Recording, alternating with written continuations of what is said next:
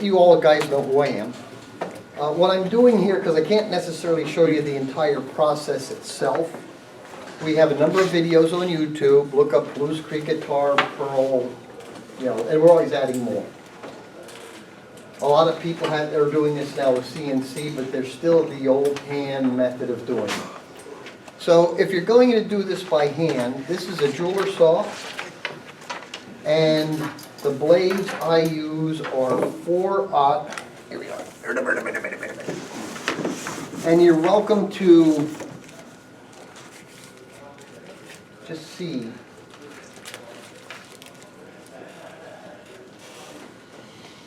Where do you get your blades? I bought them. I bought all the what's the tape brand? had. Laser blades, Rio Grande. Those are the best. Yeah, they are good. They are good. Okay, so let's start first off, whatever you want to design. And the only way you're going to get good at this is bench time. Now, Duke of Pearl here makes this product. He calls it Ablam. Now, I make a pattern up, whatever. Draw one up, make it, print it, and what I use is just good old-fashioned Type Bond, Elmer's glue, fish glue, any water-soluble glue. Smear it on there and pat it on there and let it dry. And make sure you let it dry, because if you don't, when you saw, you get gum. Okay? Now, I'm not exactly at the perfect height. Now, when I actually go to cut this, oh boy, I got a broken blade. Here's John's demonstration on how to change a blade. Oh yeah, and I might snap a few, yeah. And sometimes, okay, the direction of this, just run it on your fingernail, you'll feel the direction. I cut on the down stroke.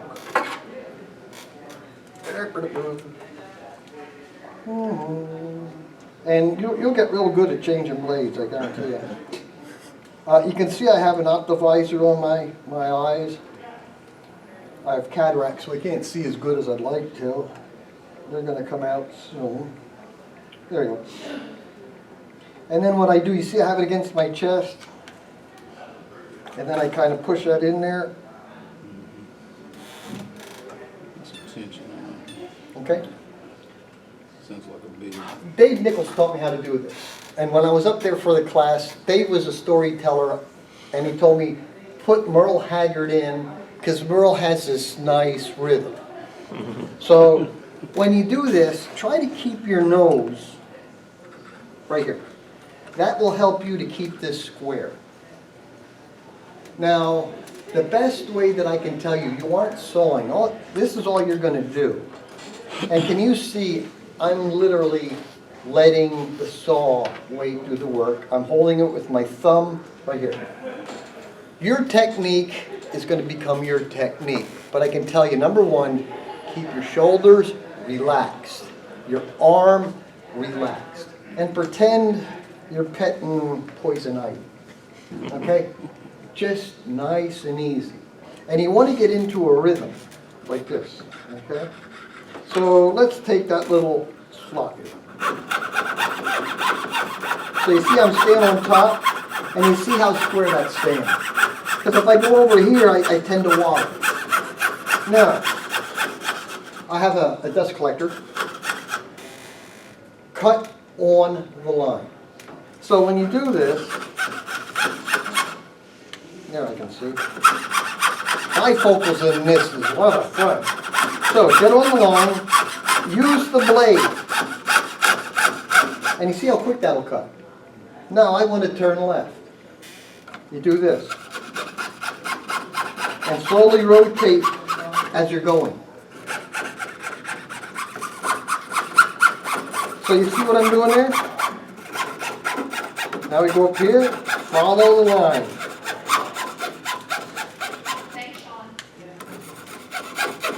Definitely not at my normal posture, but this is it.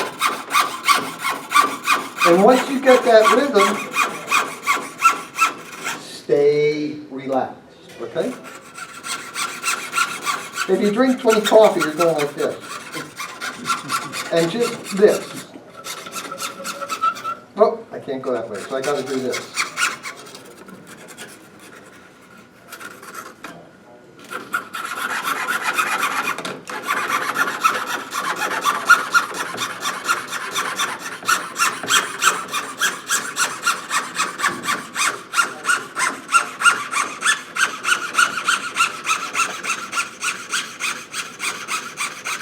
I know I told you to keep your nose up, because my chair's too low, I kind of have to work around a little bit.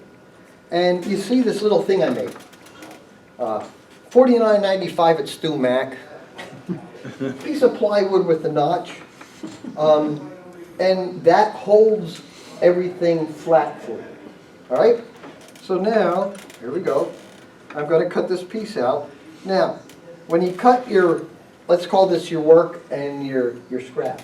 When you go to cut your work free, if you aren't careful, that will tiddlywink across the room. So you hold your finger there, and then, and with it being a little piece, there we go, I got it. But you see I'm taking slow and steady. And that's what happens if you have your work. So there you go. I roughly cut out a square. Now, who wants to be helper? Who wants to cut a piece of pearl? You, get around. Question. Yes, sir. Do you use any lubricant on the, like any soap or Nope. anything on the blade? Don't need it. No, in fact, I think sometimes that can screw you up a little bit. I'm going to cut this free for you.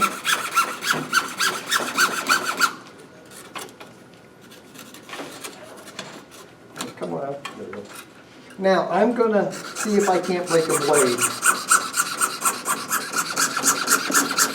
So, let's say you're in the cutting. Why is it I can't break a blade? Because the laser All goes. right. All right. So many people watching. Yeah.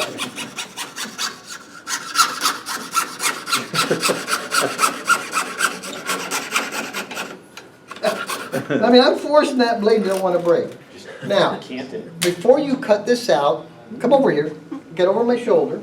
All right. Here's what I want you to do so you get a feel for what you're doing, okay? I'm going to do this.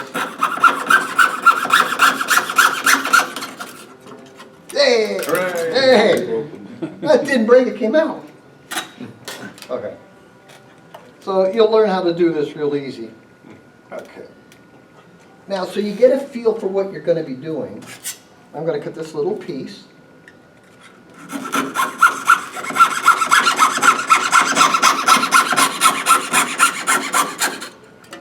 There you go. And I want you to do this. Can you see what I'm doing? Look real close. There you go. Okay, you can't exactly be in the perfect position, but I want you to see how I'm holding it. Yep. Okay, now grab the saw and pull it out of my hand. So you can see how lightly I'm holding this. Okay, I just want you to do, cut a little line, okay? Okay. And get a feel for it. All right. All right. Do you want the eyeballs? I'll try with that first. Go. Young eyes. Okay, go ahead, sit down. So as she's doing that, when you do inlay, you always cut your piece first.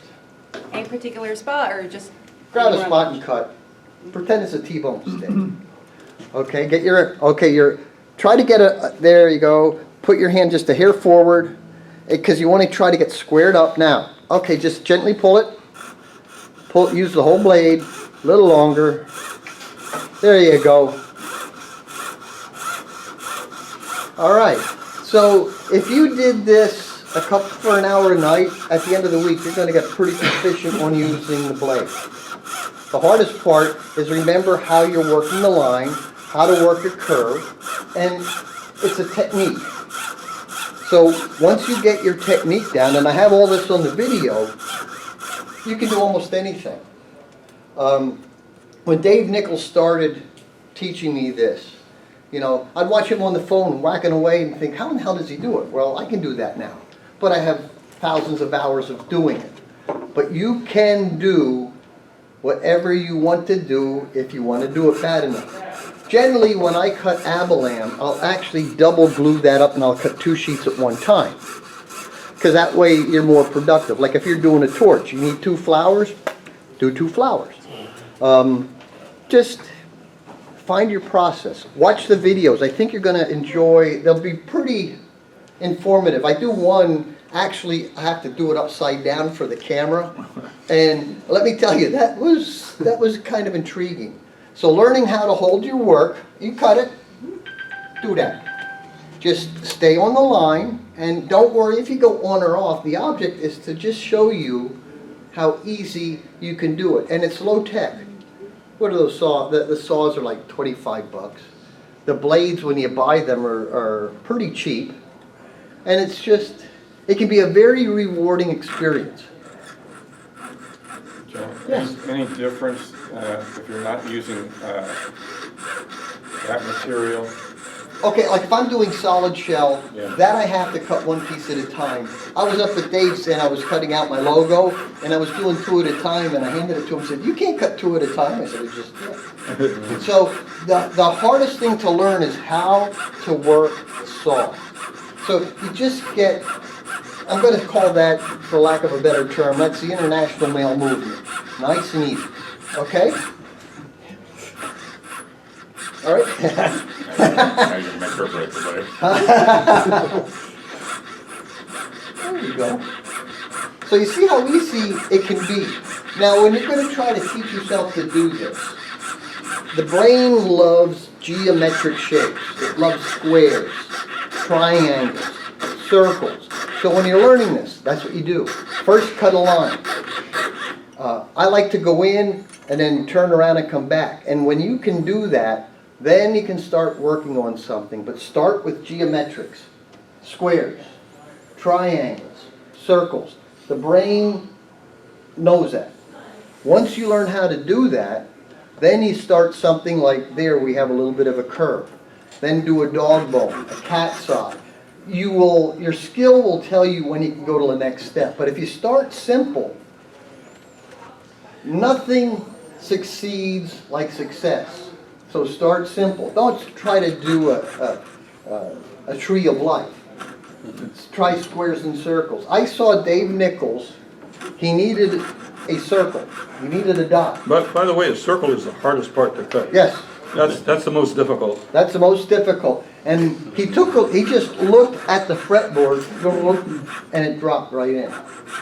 Now, once you have your piece that you want to inlay, that's the second step of this process, because now you have to remove wood and pocket it.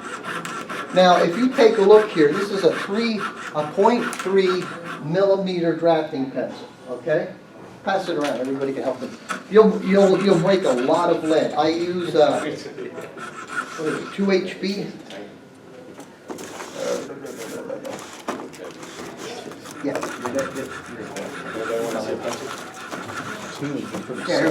Oh yeah, 0.3 millimeters, real small.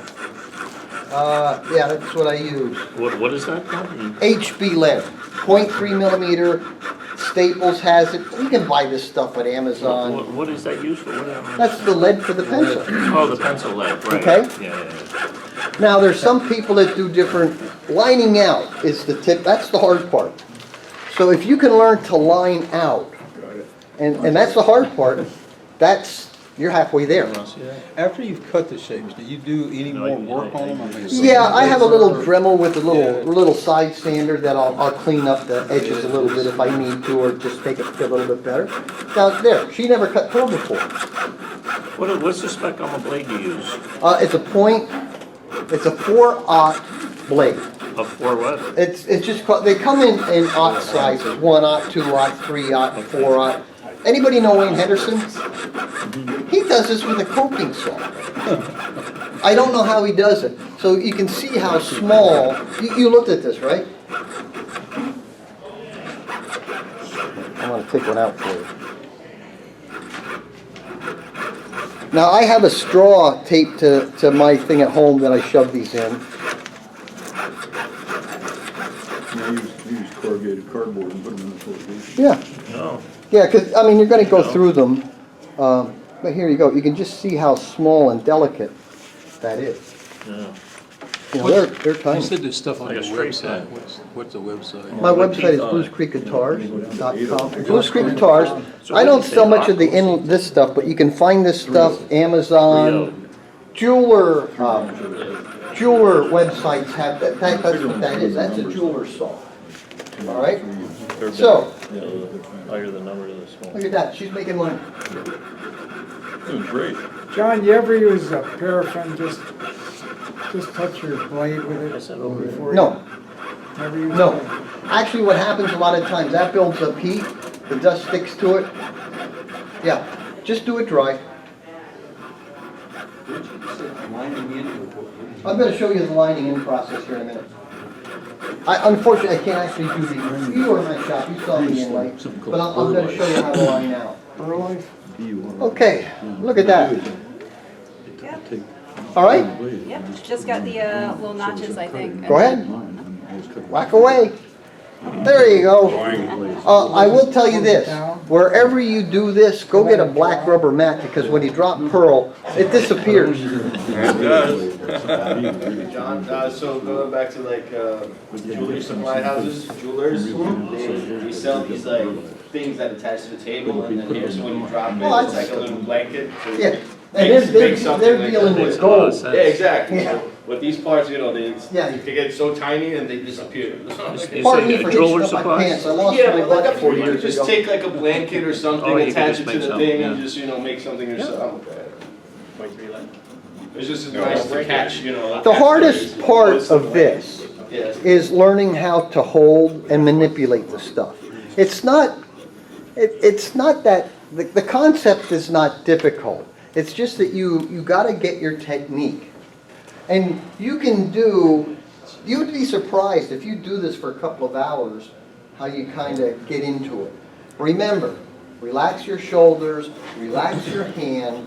You aren't grabbing this. You're just lightly, right there, just kind of, you hold your thumb against there and smooth. You don't want to do short jerky, well, when you do the corner. But the object is to keep the saw blade perpendicular and stationary. What And- shape is she cutting? She's just cutting like a Diamond. squarish diamond. Are there any tools for holding the piece? Like a really I haven't small- found anything that works. No. Your fingers will work just fine. If you're afraid of cutting yourself, I think if you take a pencil eraser, it'll work, or maybe a popsicle I've stick. done that with a pencil, Yeah. eraser, just kind of, Yeah. it's grabby, you know? Yeah, An eraser, on a pencil? Like, you know, the eraser end of a pencil. Yeah, yeah, Just use that, there's enough, you know, Right. friction in there that it holds, Sure. you know. I did an inlay Not for, perfectly, but I did an inlay for a guy that took a lot of real thin stuff, and it took me, you just gotta work around your slot. Find a spot in your slot that you can hold it. And once you do this a little while, it's not a complicated process, it's just you've gotta train your hands, it's a hand skill. I mean, Chuck did this, you've done it, Oh, yeah, years and years. years and years ago. And you can find patterns all over the place. I think Andy DePaul used to have a set of beginner patterns. It would start with geometric shapes, and then it would start with a little bit more complicated. And it's just developing your skill. I mean, there's nothing magical about this. Really is nothing magical. Keep it simple and start. For those of you that want to do this, if you know anybody that has corian, ebony, bone, get some scrap and just play with it and start that way, that you just learn the eye-hand coordination. That's the important part. Once you get that feel, Perfect, it's done. you're golden. Was that hard? Nah, There you go. just needs practice, I think. When I have kids come to the shop, I let them do it. It's pretty fun to watch. And she did better than I did. Good job. Yeah, look at this. Now, she never cut pearl before. First time. She never cut pearl before. Oh, yeah. That's a usable piece. A little slotted square. She did Two very of them. good. So, Really nice. First time. Good you see how easy that is? All right. Now, when I'm talking about lining out, Passes in. when you go to set this into a fingerboard is not flat. You have to create a little tool that you can use to hold it down.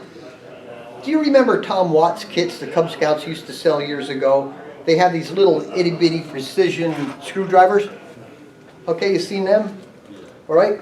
You take one and you grind a point on it and bend it. Okay? See that? You can use that for holding? Yeah? Yeah. There you go. Now, you gotta line it out, so you need your center lines, you gotta know where your point is. And then when you go to do this, there's 0.3 millimeter pencil. Oh, by the way, did you know what luthier means in French? Man who learns to cuss. So, this is a 0.3 millimeter. You can see how light that line is. Okay, see that? So you can see it leaves you a very delicate line. When I was taking my engineering, these are the things that we used to use in blueprints. So, I've done many of them. okay. Now, when you go to line out, let's assume you have your lines, you know where you want to be. So I'm going to make up some lines. You know, there's adjustable chairs over there for height. We already got this figured out. Here. Now, we're assuming this is on the fingerboard, so you have your 2 points. When you do a fingerboard, since a fingerboard has taper on it, you have to decide, are you following a taper line or are you following the center line?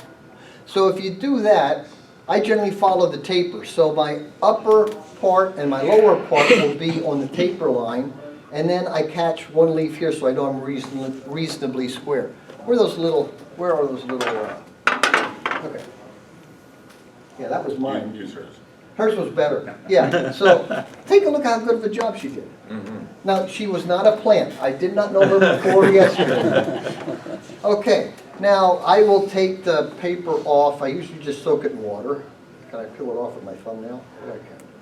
Okay, so now I didn't cut the slots in mine. So now I have what I want to inlay. Take a magic marker, and you're going to put it at a point. That's your reference point. So when you put it on here, you always know where it was. If you just do this eyeball and you move it around, because you cut it by hand, there's going to be variation. This way you're always going to locate it the way you started it. Okay? So you're not putting it in the center, you're putting it in I'm putting it at a point, and I always work to the nut. So I'll put this on here like this. Okay, where's my little bent thingamajiggy? Here it is. All right. Now this is bent to match my hand so that when I come down on here, I'm coming down straight. Can you see? All right? Because if you try to do this with a straight, difficult to be this right in top. So this gives me clearance to come around. And then this is the hard part. How to make that line. Okay? Yeah, I did a terrible job. She did it great. So, now you can see, can you see the line out? Yeah, that's going to be on the neck, right, or wherever you're... Well, whatever the position is, Yeah, yeah, okay? So if you're doing a Martin square diamond, you're going to have a diamond, 2 squares, a diamond, 2 squares, and then a square.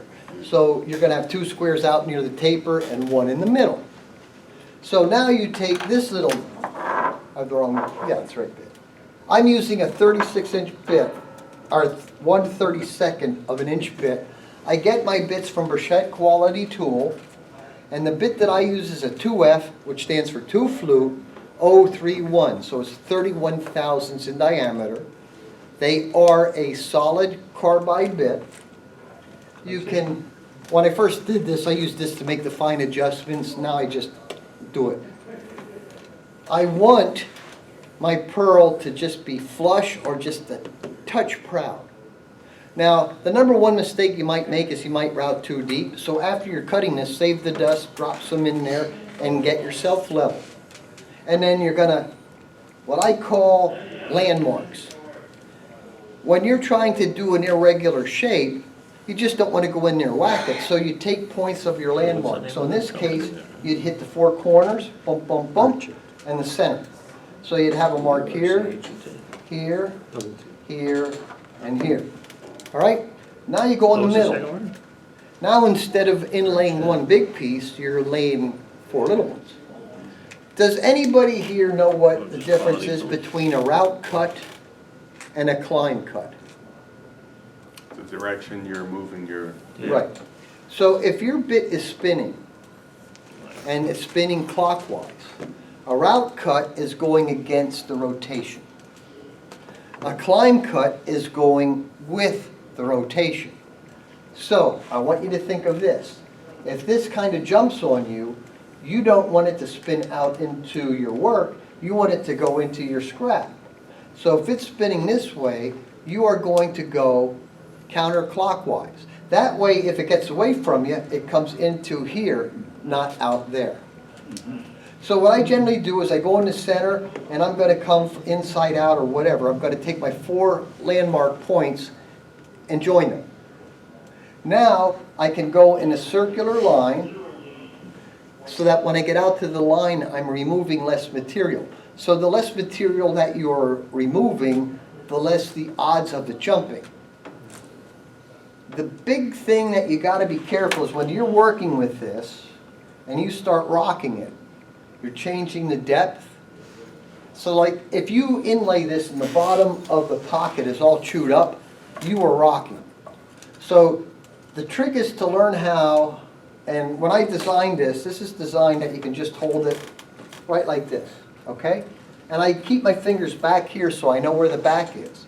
And I can watch up here in the front, because you don't want to do this. Now you're working on a radius board, so it will want to rock. Remember your line? You're going to go and you want to take your line. All right? So that gives you a couple of thousandths more of a pocket than your pearl. You don't want to have to beat it in, but if you got to press it in with your thumb, you did it perfect. And if you have it a little sloppy and it drops in there, there is this magical thing that some of us do. Well, I want to use glue and dust. Do not use glue and dust because that becomes what they call an amalgam. And what that does, when you do it, you're going to frame your pearl with material that is a different texture than what you have on your fingerboard. So if you take this magical piece of material and you color your pearl, okay, and let that dry. Then you take this stuff, which is super glue accelerator. Now watch what happens to this. Get close. When I spray that, you're going to see that liquefy. What I just did is I just removed the paint material of the ink and I'm leaving the lamp black. Then you take your super glue, and it's in the pocket, all right? So when I put my super glue on here, I'm going to glue this on there. I drop that on there, and then that picks up a little bit of the color, and that actually lets the wood shine through that material, and it makes it look like it dropped in there. AHT. You know what AHT is? We all do. Asshole tight. Okay? So, that is the process of inlaying pearl. Now, got any questions? I wish I could have actually cut some up here and done this, but unfortunately they don't have air compressors. So explain that filling the gaps. Okay, you saw how I took the magic marker Yeah. and I scribbled on there. What did the magic marker do? I don't understand. Okay, that puts the color, the black down. Oh, well, let's say this is on ebony. And start with ebony. Ebony's your grandmother. You can't screw up. Ebony will accept this really well. If you're doing rosewood, get brown or something that's reasonably close to the color. Michaels sells all different colors of these. So What you can about use maple? it. Maple, don't do anything. Okay? You want to practice that you get a nice, even exposure around whatever it is that you're inlaying. Now, if you're doing maple, pardon me, I breathed in my own spit. When you're doing maple, experiment with different ways of filling it. You might find that there's a case where I like to use, if I have to use dust to fill, sometimes I'll use shellac or a drop of lacquer To glue it in. to glue it in. And that will seal it, and then you can go on top of that with super glue. But that way, it's just about repetition, okay? Just be precise, take your time, put in Merle Haggard, and relax. Alice's Restaurant will Doc probably. Watson. Oh, yeah, Doc, well, he's too fast. You know, don't put bluegrass in. So, Unless you anybody, need to cut a lot of pearl quick. right, anybody want to try cutting? John, I have a question for you. Yeah. Your inlay tool itself. Yeah. There's a nice story about this. Who doesn't know David Nichols?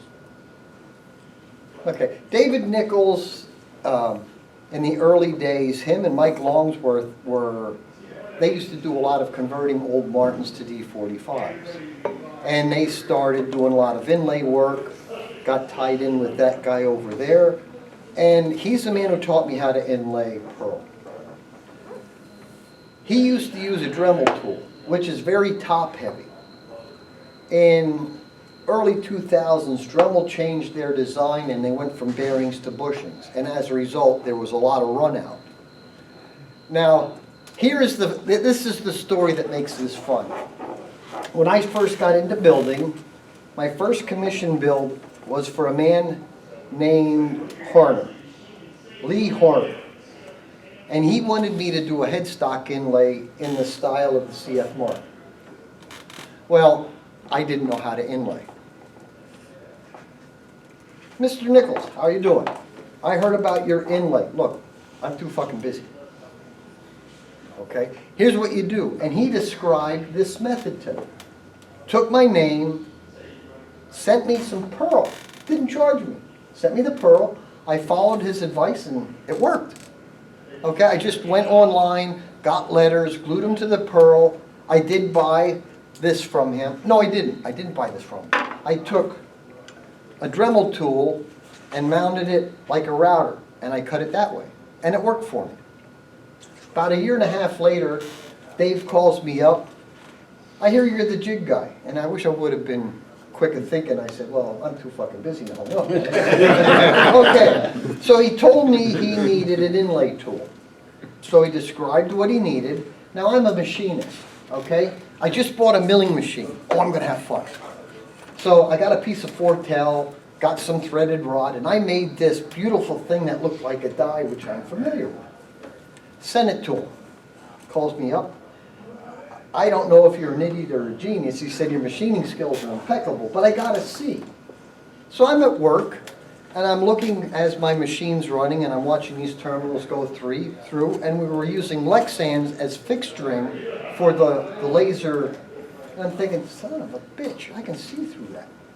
So I go into the shop, find a scrap bucket, got a piece of Lexan, got a little piece of Lexan, stole a couple of knurled nuts, they didn't know it. No, I didn't use knurled nuts. I got a post, what we call it, we had a post for a die that was similar to this, and I put a set screw here. And it worked. And I used die grinders in the machining tray, so that's what I used. I used the Sioux die grinder that spins at 74,000 RPM. I sent it to him. He said, I like it, but I need it to be a little bit more adjustable. That's when I put the knurled nuts in. And 3 prototypes, this is what I came out, and I have not changed this since. Do you sell those on your site? I do, they're on my website, the inlay tool. This is a much more economical than the Sioux unit. And trust me, this I've had for 5-6 years. That's air or? It's air driven. And every now and then put 2 drops of air tool oil into your hose, and that will keep this thing working. Is there an electric version? A Dremel tool will work. And I do have a model for this for the Dremel tool. And there's also the Fordham tool. The Fordham tool is pretty good. So if you don't have the air tool, that will work. And if you get one, I will modify this for your Fordham tool, but you have to send me the handpiece. All right? Is that faster than Dremel? This, RPM? well, this 56,000 RPM. The Dremel does what? 36, I think.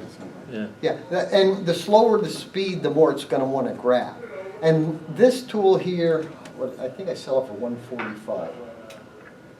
They're reasonably affordable, and they'll last you a long, long, long time. If you don't have a compressor handy, then can you just like, No, You gotta in get one of those fact, billows. yeah, what you do need is approximately 90 PSI. Let's see, I think it's 4.5 or 5 cubic feet per minute at 90 PSI. Most air compressors will do that. Those little pancakes, you'll smoke them. But if you have a 20-gallon, 30-gallon tank, you know, when you hear it's running a little bit, take a break, let it catch up. But that is the basic process of inlaying. So, You mentioned air to oil. Is that different from yes. like machining? Oh, you can get away with, okay, and I'm glad you said something. Air to oil, you can get that at any auto store. It's not very expensive, Harbor Freight, whatever, and just a few drops at a time. If you have an air compressor, you need an oil and water separator on there so that you don't get water in here. Because the smaller the air compressor, the more it's got to work, the more it picks up heat, and then all of a sudden this thing's going to sound like a dentist drill because it's going from pneumatic to hydraulic. You get water in there. When that happens, you take this straight up and down, go get WD-40 and give it a good shot. WD-40 actually stands for water displacement. It's not really a lubricant. It's actually to take the water out of the thing, and then you can drop your air oil back in. You see I have a paper towel in here. That makes a muffler, so you don't get a lot of noise. And this is the exhaust port for the air. Now, is the Fordham a better choice than the Dremel if you don't want to? anything's better than a Dremel. The Dremel will work. Okay, let's say you're going to use a Dremel. So let's look at the variables. I of use the a Dremel now with the Yeah. Stumac base. Yeah. And you can't see through the aluminum. Right. So if you use a Dremel tool, sneak out nice and slow, because if you're cutting and you're cutting a solid line, that bit is cutting on both sides. And that's when you get run out issues. And a Dremel tool doesn't have the power like this has, and it's spinning slow, and that's when you're going to get what I call grab and go. All of a sudden it hits and it jerks. So if you start in the middle and counterclockwise lines and just kind of feel that you're, let's say you aren't removing your shaving, and go out and take your line, put your piece in there. If it doesn't fit, take a look where you got to work a little bit. Maybe take your pencil, take a little bit more, and just do it nice and slow. I guarantee you it won't take you long to figure out the basics of this, and you can just go on. You know, it's not hard. It's like learning to ride a bike. Now, does anybody actually want to try cutting? Plenty of trouble. Just thought I'd mention, when you're talking about adjusting the Yep. depth, this is, something I learned from a machinist when they're pressing dowel pins into Oh, a piece yeah. multiple, they have a witness block. Yep. So you have, I'm if you want, right, but Yeah. for everybody else, if you want it to go 1/16 of an inch deep, you have a 1/16 inch piece of aluminum or Right. something, you drill a little hole in it. Yeah. And you Drop just it. set it over the plate and you let the thing drop until it equals that. There you go. All right. Now, if you do overcut a pocket, by you routing this, you can have dust all over there. Take a little razor blade, scrape it together, drop it in, seat your pearl to the level, a little drop of super glue, and you're golden. Okay? All right. Who's my first volunteer? Oh, come on. Fine, I'll cut some. All right. Okay. I just want you to see how easy this actually is to do following the basics. Relax, long, slow strokes, even tension. You don't want to be jerky. Sometimes when you're cutting something real fine, I call it undercutting, you want to take your hand a little bit and come in. So that you saw how when you cut a piece off, it'll go flying. And that way you don't get a sharp breakout on the corner. Riffle file set. A little Dremel with a different little sanding. And lighter touch. Quite a while. There you go. Roger got me too busy with other stuff. So you can see it, it's not difficult. It really is not.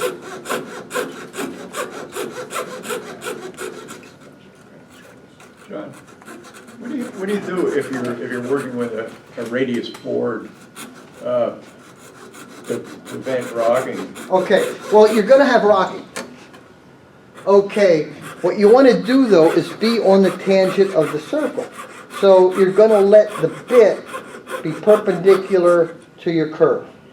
What you don't wanna do is rock it this way. You can rock it sideways, but you don't wanna rock it back and forth.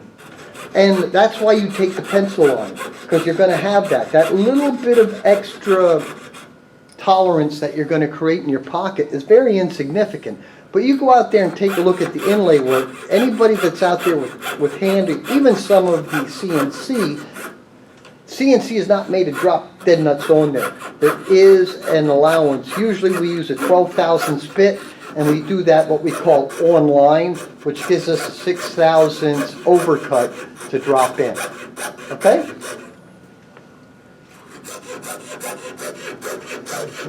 Look at that. If you were gonna do a board on a brand new, They'll find a blade. would you cut your pockets, on a flat board? Looks like it's easy. I cut my pockets, when I'm doing my pockets, when I'm inlaying a fingerboard, I take wide masking tape, fold it in half, stick it down. That way my fingerboard is not moving, and I do it right on the table, right like that. Okay. Okay? But those lights, I think I paid $19 for two. They have a magnetic base, and you can manipulate and move that so you get good light. Because when you're running the inlay tool, you can put one front, one back. The pencil line, when you move that around, the pencil line will actually reflect the light and make it more visible for you. All right? What was it you sprayed on the marker and then sort of dissolve it? Super glue accelerant. That's One all it thing, is. John, that Dave showed me one time is that he did what you showed, Yep.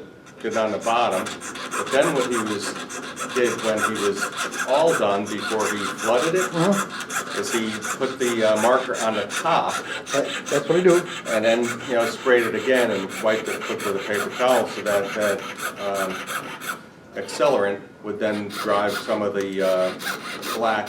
Well, I spray it and let the accelerant evaporate. Right. And when I put the super glue on, I like to use a long, thin pipe, the end, and I actually kind of stir it into the lamp black, and then that picks up the color, and it becomes a translucent black, but it lets the wood underneath it reflect up through, so it kind of looks like the wood.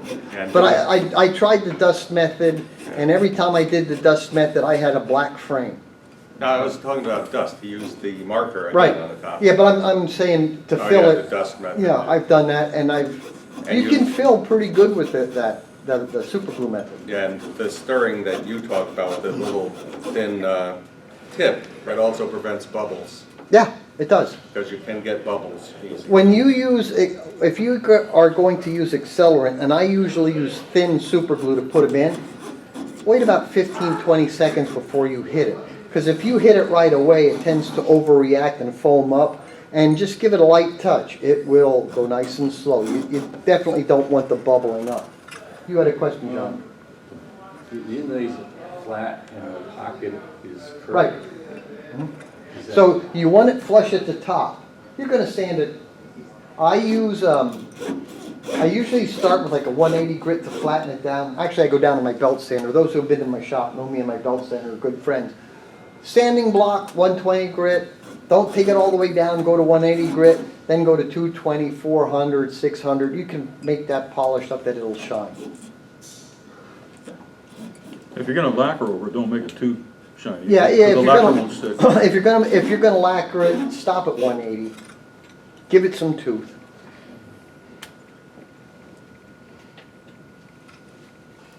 I wasn't that good of a teacher. Break a blade. I think this is a special blade. This one is, Yeah. Sometimes you get blades that, I guess the tempering process, they're a little bit more brittle than others, but that thing seems to be, yeah, that's working good. That's a good batch. Yeah. Those laser golds that he's getting are the best blades you can get. They're really tough. I wish Olson would sell, since Dave doesn't sell it, that might be, no. Yeah. Sweet. All right. There. Anybody else want to give it a shot? Cool. Yeah, it's been a Yeah, while. so now you can, I will use these tweezers. I like those big tweezers for getting in there when you're handling small stuff to get it in and down. And that works pretty good, because when you're doing like a torch and the flower pot, you can't really work it in with your thumb because it'll stick to your thumb because of your body oils. And I'm sure people can find another use for this. Okay? You see how I have it pointing? Yep. Okay. Have you ever tried using the tweezers that have the little bend at the end to hold them down? Not like that, but as in, yeah. Kind of Sort of like what you have with Yeah, the, no, I just do it because I'm here, I'm not cutting, I don't have to worry, I just want to drop it. All I'm doing is dropping it down, and then when I close this, I got a point, I can manipulate it around to get it centered up. So you won't use some to cut out? This? No. No, they won't hold it. But I know I have used on real thin stuff, like just a little scrap thin piece of wood that I could lay down there, and then I'm cutting up here. Like when you're doing a flower pot, a flower stem, Right. It's so thin, you want to, the best thing I can tell you is work around the piece. Don't try to cut the stem, just work around. If you do snap a blade, replace the blade and start cutting back. Just don't try to force it in there. Just cut back in, because the wear will remove a little bit as you go, and the new blade's going to have a wider set, and that way you don't step line. Can you add anything, Chuck? Because you did this in the old days, probably with that old hand We might chisel. describe, like if you're cutting to a point, you cut a little pocket to turn your blade around to go the other direction. Yeah, I just learned to do that one, but yeah, you can do almost anything. Now, if you're going to do inside-out cuts, like say you're doing a no, I found this itty-bitty drill press for 19 bucks, and they're called letter drills. All right? And they're real small, like 10, 15, 20 thousandths. They are not very expensive. You drill a hole, feed your blade through, making sure that the blade's in the right direction, and then you attach it, and then you cut your circle out on the inside. Okay? Or cutting in from the edge of the blank to start your cut. Sometimes you're doing real delicate stuff, drill a hole, don't come in from the edge, because that pearl all the way around will give you a real solid frame and prevent breakage. Yeah, that's a very good point. Yeah, so you're cutting a pocket, not a free end. But remember, when that piece is ready to fly, clean the floor. 'Cause the other night I was cutting on the snowflake, or on the torch, you have the teardrops on the side. They're tiny, and that had to cut another one. Don't even get off your chair. Just cut another one.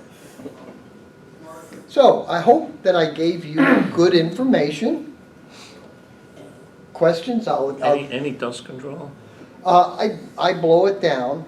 Just when you- Yeah. I mean, it's going to fall by gravity. And it's not like a CNC machine where you're really throwing dust all What over. about the router? The router, if you take a little piece of tape it around, that thing will spin like hell, that'll blow the dust right out. And if you want to, just get a small desk fan and blow it away. Blow it away, yeah. Yeah. Dave Nichols cut pearl for how many years? Oh, I don't know. He never wore a mask, never dusted. What did they call it? A nacreous hazard? That it wasn't really a health hazard like breathing in acetone. Oh, yeah, it's not toxic. It's not But toxic. it's like breathing ground glass. It Yeah. won't dissolve once it's in your lungs. Yeah. It's like fibrosis, it's more like a scar. Usually if you It's not disease, it's more like it'll generate scar tissue. Yeah. Like asbestos. So a picture you Yeah, was it's just like asbestos. Oh, yeah, it was blue, It's a yeah. lot, yeah, it's like sawdust. If you might want to wear a mask or something. I've actually, you could just Google it, and I wrote something called Cut, Shell, and Die. Yeah, that was a good article. And if you just search that on the internet, you'll come up with, Andy DePaul's got it on his site, I've got it on my webpage, or you can email me and I'll send you a copy. It's a few, probably take you 40 minutes to read it, but it's all the research I did on the real hazards of dust and the things that have been called hazards that aren't, and how to avoid those hazards. And it goes into real depth, and even chasing down stories of people that got sick or died from shell dust. And I got hold of the doctors involved, and in every case it wasn't the shell that hit the person, they had other problems, or they were embarrassed about manipulating their skin, and they blamed it on shell dust, you know. But anyway, it's got all the information, more information you need on shell dust. But I've spent a whole day cutting dust. I didn't even so much as sneeze, and I have allergies. So, sometimes people can have an allergy to the protein that's in the shell. right. It's not that the shell is toxic, but you can have specific personal allergies that you need to be aware of. But yeah, I never took precautions when I was cutting my Yeah, hand either. and the fact is, this process, while I'm showing it with pearl, you can use wood. I've done it with brass, silver. So you can use different materials. You have some man-made, colorful stuff. Plastics, I mean, Yeah, all kinds of. plastics are probably more hazardous than this. I just know that every time I cut pearl and I tried using a mask, you get in the habit of blowing the dust off. Yeah. But so you can't. But so even with the Stu Mac with Bird Beat Cheek, they have that the little attachment where you can get like a fish. Yeah, tank. I was just going to mention that, an aquarium pump. Yeah, aquarium pump, yeah. And you can actually take the aquarium pump and you can put it on there and just blow it away from you. But, I mean, anything, if you use a powerful fan, you're going to actually put the dust in the air. You can hook up a shop vac and bring it up next to it, Yeah. but make sure you put a real fine screen over the nozzle, or your pieces are gonna be. Yeah. Yeah, that's You what could also run your tube from your Yeah. aquarium. Exactly. Yeah. Yeah. So it blows the. It only dust takes a little up. puff. That doesn't take much. Yeah. It does not. I made a version of the crow's foot that's basically it's a square channel or tubular wood, and the top piece is what that is. The backside is closed off with a hole that fits a shop vac. There you go. And then I put, excuse me, a put switch on that. Okay. Yeah. Because when you get down to that last little bit, that's where it's gonna go. you know? Yeah. So when you're ready to release the part, you just turn it off. Yeah. But in the meantime, it just takes. It I like doesn't take wearing a shop apron or across my lap, because a lot of times your pieces go straight down. Yeah. And if you don't sweep your floors like I don't sweep them. If there's one piece of sawdust on the floor, Yeah, that so, piece is gonna go over. but a lot of right times if you underneath get it. something across your lap, you'll catch the piece and. Yeah. And like I use the rubber, what do you call, anti-fatigue mat. Yeah. And then that way I have black, because Shows most up. of the things that you're inlaying are light sort contrast. And if you do lose it, and it's the last piece of pearl, if you get those little LED lights and lay on the floor and just shine them, sometimes you can Yeah. find it. Turn the lights out and go Yeah. down on the floor with the Yeah. light. So, what time is it? It is 11:55. Look at that, we made it right to the minute. How many people in here have tried doing inlay? I'm kind of curious. Any- Say that again? I was just wondering how many people have ever cut a piece of shell. Okay, Now, Oh, okay. and Yeah. I highly recommend my sources of pearl. I buy my Ablam sheets from Olson Pearl. If I want pre-cut stuff, I use Andy. Andy Paul's, He's he's been great. doing it for years. He does custom work. But yeah, it's, Rescue pearl. yeah. So there, Joanne is retiring. Yeah, Yeah. yeah, So what she's got, yeah. get her quick. so there you are. I mean, I just want you to see how I do things. And obviously, two people, well, you. Two new been all- pros. Two new pros. So you are limited by your imagination. So look at the different materials out there, have fun. You'll find me at Blues Creek Guitars. If you have a question, my phone number's on there. Block letter. I do answer my phone if I'm available. If not, leave a message. I will call you back, which reminds me, I got two people I gotta call back. Thank you. thank you. Thank you. Thank you. A little extra cuts out.